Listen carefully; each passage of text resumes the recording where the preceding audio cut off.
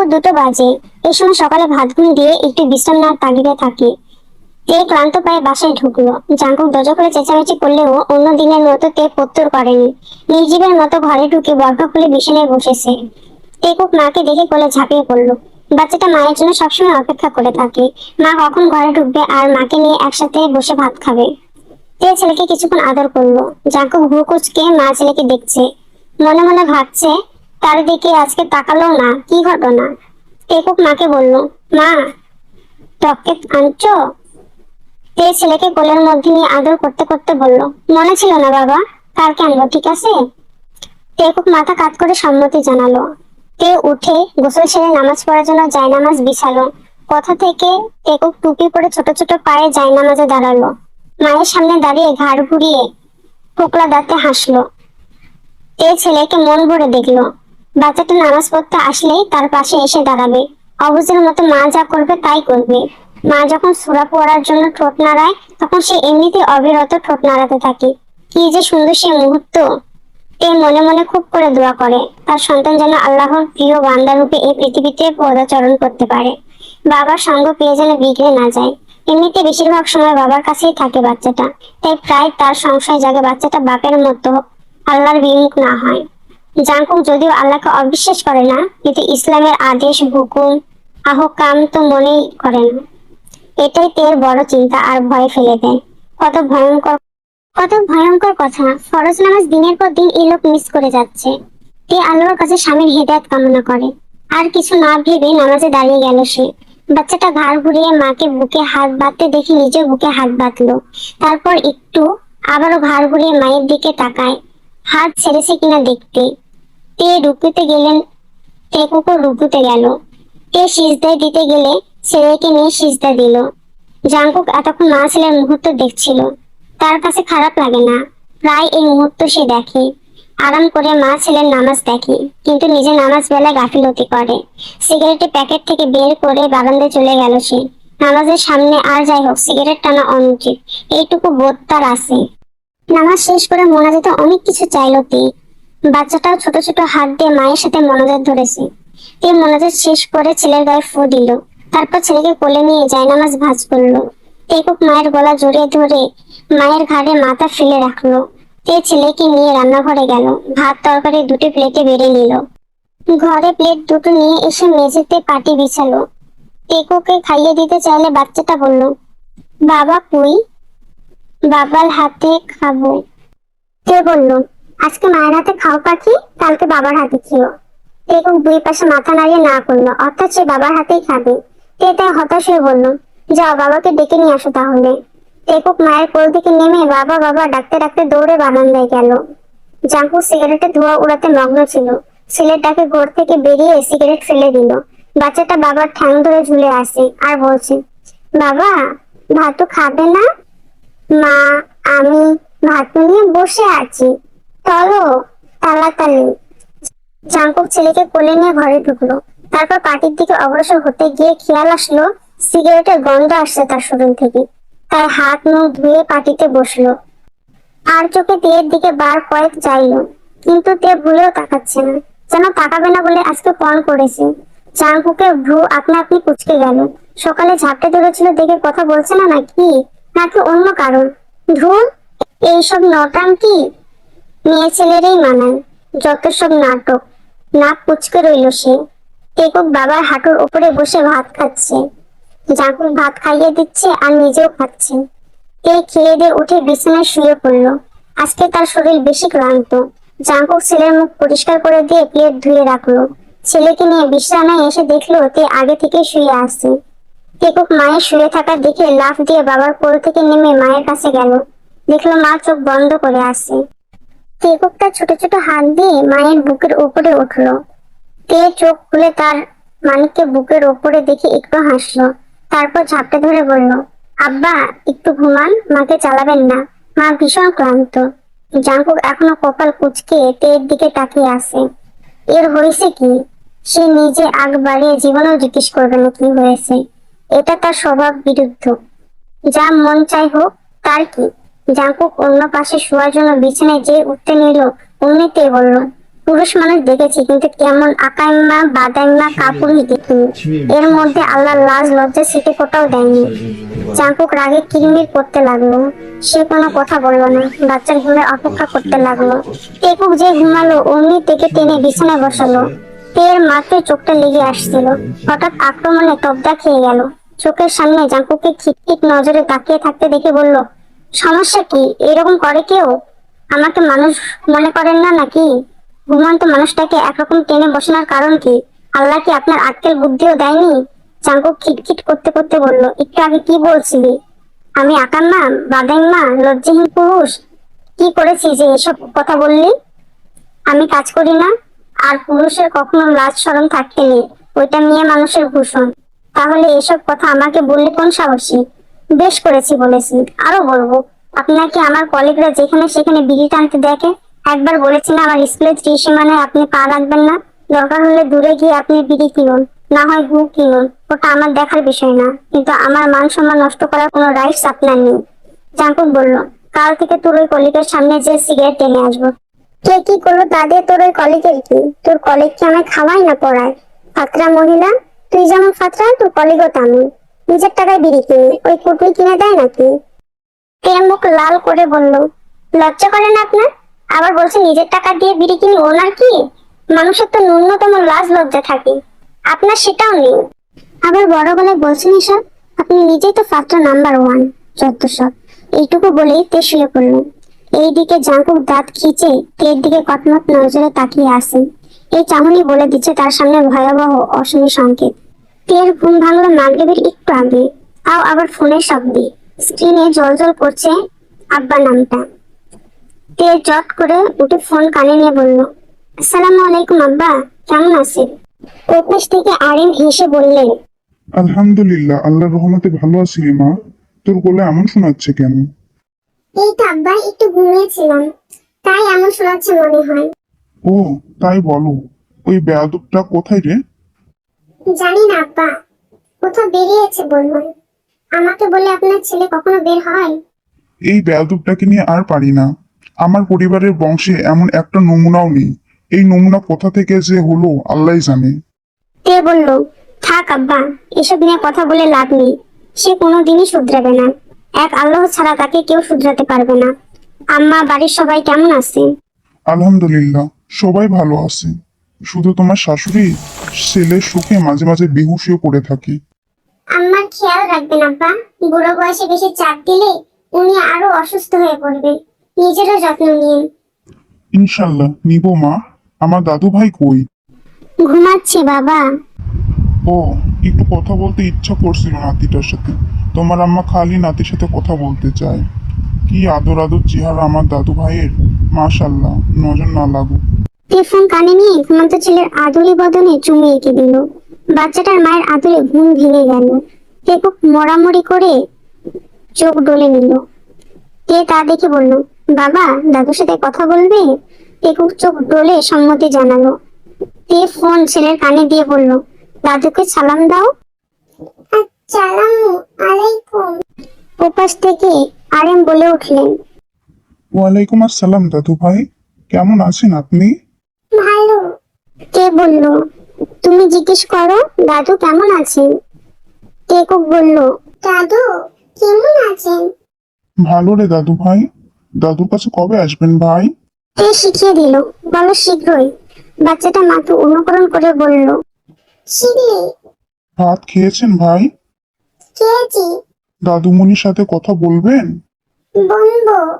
Phone কানে নিলেন জিন বেগম, কানে নিয়ে বললেন, আমার নাতি কেমন আছে? ভালো আছি, তুমি কেমন আছো? তে ফোনের ওই পাশ থেকে শিখিয়ে দিচ্ছে বাচ্চাটিকে। বাচ্চাটা সেই সব অনুকরণ করে বলছে। জিন বেগম বললেন, আল্লাহ ভালো রেখেছেন ভাই। আপনার আব্বা কই ভাই? বাবা নাই, বাইরে গেছে। এরকম আরো নানা কথা চললো দাদা দাদি আর নাতির মধ্যে।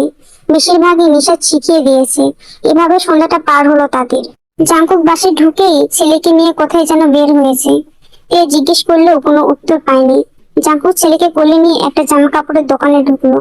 ছেলেকে দুটো শার্ট আর একটা প্যান্ট কিনে দিল।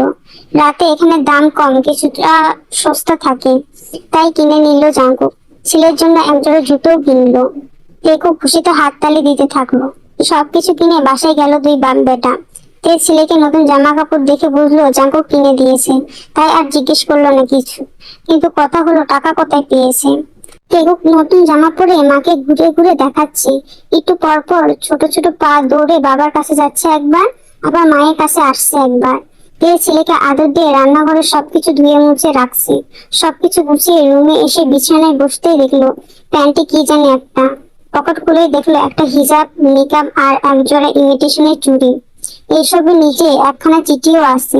ভাঁজ খুলে দেখলো সেখানে লেখা, বিটির টাকা জমে এসব কিনেছি, আর কলিগকে এসব দেখাবি, দেখে বলবি আমার হাজবেন্ড আমাকে যথেষ্ট কেয়ার করে। আপনার আমাদের স্বামী স্ত্রীর বিষয়ে নাক না গলালেও চলবে, ফালতু মহিলা। তে মুখ ভেঙচে বলল, কলিগকে দেখানোর জন্য বিড়ি করতে এসব এনেছে, তাও বিটির টাকায়। আহা, কত স্যাক্রিফাইস। তাই তো বলি ওই খাম্বা আমার জন্য কিনবে জিনিস, পুরাই হাস্যকর। অন্ধকার আচ্ছন্ন একটি ঘরে মোমবাতির মৃদু আলো জ্বলছে। ভিতরে ইজি চেয়ারটা দুলে, তার উপরে বসে আছে একজন। যুবকটির হাতে ব্যান্ডেজ করা, ব্যান্ডেজকৃত হাতে শক্ত কিছু চেপে ধরে আছে। মাথায় ক্যাপ পরা। একটু পর ঘরের দরজায় টোকা পড়লো। চেয়ারটির দোলা আপনা আপনি বন্ধ হয়ে গেল। যুবকটি গম্ভীর মুখে উঠে দরজা খুললো। দরজার অপাশে একটা মধ্যবয়সী নারী দাঁড়িয়ে। নারীটি বলল, সুগা, এই অসময় দরজা আটকে রুমে অন্ধকার করে রেখেছো কেন? সুগা নামক যুবকটি কিছু বলল না। নারীটি আবার বললেন, কথা বলছো না কেন? তোমার নেতাগিরি খবরদার আমার সামনে দেখাবে না। মনে আছে আমি তোমার কি হই? সুগা নামক যুবকটি এবার বলে উঠল, কি সমস্যা আম্মু? কথা বলতে ভালো লাগছে না দেখে কথা বলছি না। সবসময় তোমার ইমোশনাল কথা না বললেই না। কতটুকু বলেই সুগা ইজি চেয়ারে গিয়ে বসলো। পিছনে পিছনে প্রবেশ করলেন লিসা ভুইয়া। ছেলের মাথায় হাত বুলিয়ে বললেন, কি হয়েছে? হাতে ব্যান্ডেজ কেন? কার সাথে মারামারি করে আসলে? কারোর সাথে না। বিরক্ত করো না তো, একটু একা থাকতে চাই। কারণ বলল, তুমি উত্তরপাড়া জনসনের সাথে গিয়েছিলে আজ, কথাটা কি সত্যি? সুগা ভ্রু কুঁচকে তায়নের গোষ্ঠী উদ্ধার করে ফেললো। ওর খবর আছে আজকে। লিসা ভুলিয়া বললেন, তোমার বাবা তোমাকে প্রশ্রয় দিয়ে বেশি মাথায় উঠিয়েছে, তার মতো পুরো গ্রামে নেতাগিরি করতে চাও? শোনো, তোমার বাবা চেয়ারম্যান দেখে সবাইকে পায়ের নিচে রাখবে না, এরকম ভুলেও ভেবো না। তোমার বাবাও তোমার মতো ছিল, মারামারি নেতাগিরি করে বেড়াতো। বাবার হিস্ট্রি আর ছেলেকে শোনাচ্ছিলেন। তবে আমি চাই তুমি তোমার বাবার মতো না হও। কথাগুলো মাথায় ঢুকিয়ে নিন। কতটুকু বলে লিসা ভাইয়া প্রস্থান করলেন। সুগা ফোঁস করে উঠল। টান তার হাতে এক চটটা খাবে, তার বন্দোবস্ত হয়ে গেল। তার চোখে বছরের কয়েক আগে কিছু দৃশ্য উকি দিল। কেউ তার দিকে উপহাস মাখা হাসি দিয়ে তাকিয়ে আছে। হাতের মুঠো শক্ত করে চেপে ধরল সে। এই গ্রামে আসলে ওর চিহ্নে নিশ্চিহ্ন করে দেবে, তাহলে তার নাম সুগা ভুইয়া না, শুধু সময়ের অপেক্ষা।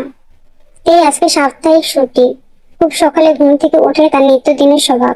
ফজরের নামাজ পড়ে সে কখনোই ঘুমায় না। ঘরের প্রয়োজনীয় কাজ সারে। শুক্রবারে একটু ভালো মন্দ রান্না করার চেষ্টা করে সে। সারা সপ্তাহতে স্কুলের পিছনেই সময় চলে যায়। নিজের পরিবারের জন্য এই একটা দিনই একটু স্বস্তি। কাজের প্রেশার না থাকলেও কাজের নেহাতি কম নয়। বাজার করে রান্না চালাতে হয়। বিড়ি করতে একটু বাজারও করে না।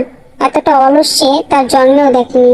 রান্না করে সব বাজার গুছিয়ে রেখেছে তে। আজকে ফ্রাইড রাইস আর চিকেন রোল করবে। সবকিছুর দাম চড়া মূল্যের সওদাপাতির। ফার্মের মুরগি 1 কেজির দাম 200 নিয়েছে। এত দাম দেখে মুরগি কেনার স্বাদই মিটে গেছে তের। সপ্তাহে একদিনও যদি মাংস জাতীয় কিছু না রাখে তাহলে প্রোটিনের ঘাটতি দেখা দিতে পারে। তাছাড়া ছেলেটা একটু গোস্ত পছন্দ করে। শাকসবজির চেয়ে গোস্তের প্রতি আগ্রহ ছেলেটার বেশি। তে বাটি নিয়ে মুরগির মাংস পিস পিস করতে লাগলো। টেকো ঘুম থেকে উঠে আশেপাশে মাকে খুঁজলো। বাবার বুকের উপর থেকে নেমে ছোট বুকে ভর দিয়ে খাট থেকে নামলো। চোখ ডলে ছোট ছোট পায়ে হাঁটতে হাঁটতে মাকে ডেকে উঠলো। রান্নাঘরে এসে নিশাদকে কাজ করতে দেখে পিছন থেকে জড়িয়ে ধরে বলল, মা কোথায় ছিলে? ঘরে তো ছিলাম আব্বা, আপনি উঠে গিয়েছেন? হুম, একটু অপেক্ষা করো, মার মুরগি কাটা হয়ে গেলেই তোমাকে ফ্রেশ করাবো। আচ্ছা, মুরগি নামবে? খুশি খুশি গলায় টেকু জিজ্ঞেস করলো। তে ঘাড় ঘুরে ছেলের ঘুমো ঘুমো আদরে বদন চুমু খেয়ে বলল, জি আব্বা, আপনি খাবেন? টেকু উপর নিচে মাথা নাড়ালো। তে বলল, মুখে বলো। খাবো মা, ক্ষুধা লাগছে। নাওয়ান আবার চোখ ডলে বলল। নিশাদ বলল, তাহলে বাবাকে ডেকে তোলো। তুলো বলো বাবা আমাকে ফ্রেশ করিয়ে দাও, তারপর দুজনে নাস্তা করে নাও। আজকে তোমার পছন্দের পাউরুটি আর ডিম পোচ করেছি, যাও দ্রুত ফ্রেশ হও। মায়ের হাতে অনেক কাজ বাবা, নাইলে মাই তোমাকে ফ্রেশ করাতাম। বাবাকে তুলো যাও। টেকু আচ্ছা বলে রুমে দৌড়ে আসলো, খাটের উপরে উপুর হয়ে বহু কষ্ট করে উঠলো। যেহেতু সে ছোট তাই খাটের নাগাল পায় না, টুল পায়ে রেখে উঠলো বিছানায়। বাবার মুখে ছোট ছোট হাত দিয়ে ধরে বলল, বাবা বাবা ও তো, তাড়াতাড়ি ও তো, খাবার খাবে না? জাঙ্কুক চোখ বুঝেই বলল, ঘুমাতে দে বাপ, তোর মাকে বল তোকে ফ্রেশ করিয়ে দিতে। মা কাজ করে, তোমাকে বলছে ধুইয়ে দিতে। টেকুক বাবার মুখে বাড়ি দিয়ে বলল। জাঙ্কুক ছেলেকে নিয়ে পাশ ফিরে শুতে শুতে বলল, উফ, লিলিপুটের বাচ্চা, জ্বালাস না তো। লিলিপুট কি? তোর মা, ঘুম ঘুম কণ্ঠে জাঙ্কুকের উত্তর। টেকুক বাবাকে ওঠাতে না পেরে মায়ের কাছে গেল। টেকে ততক্ষণ সবজি ধুচ্ছিল। টেকুক গিয়ে মায়ের পা জড়িয়ে ধরলো। তে হেসে বলল, বাবা মুগ্ধ আসে সাথে তাড়াতাড়ি, ওটা কি বেশি লেগেছে আমার বাচ্চার? মুগ্ধ হয়নি, বাবা আমাকে লিলিপুটের বাচ্চা বলছে। লিলিপুট কি মা? তে অবাক হয়ে তাকালো। সে বলল, ওটা কিছু না বাবা।